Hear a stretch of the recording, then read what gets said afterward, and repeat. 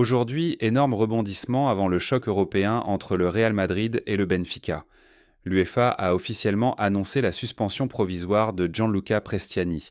Le jeune joueur du Benfica ne disputera pas le match au Santiago Bernabéu. Une décision qui tombe comme un coup de tonnerre. Tout part du match aller de Ligue des Champions 2025 à 2026, disputé le 17 février dernier entre le Benfica et le Real Madrid. À la suite de cette rencontre, des accusations de comportement discriminatoire ont été formulées à l'encontre de Prestiani. Selon les soupçons, le joueur aurait tenu des propos racistes envers Vinicius Junior. Prestiani aurait nié les faits auprès de ses coéquipiers. Son entraîneur lui aurait accordé sa confiance. Mais l'UEFA, elle, a décidé d'ouvrir une enquête officielle. Un inspecteur d'éthique et de discipline a été désigné pour analyser les preuves transmises par les deux clubs, le Real Madrid et le Benfica.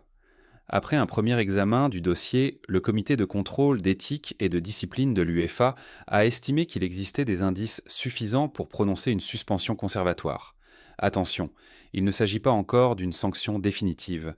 On parle ici d'une mesure provisoire. Pourquoi ? Parce que l'UEFA applique le principe juridique de prima facie. Cela signifie qu'il n'est pas nécessaire que l'infraction soit définitivement prouvée pour écarter temporairement un joueur si les indices sont jugés sérieux. Et dans les affaires liées au racisme ou à la discrimination, l'instance européenne adopte une ligne très ferme.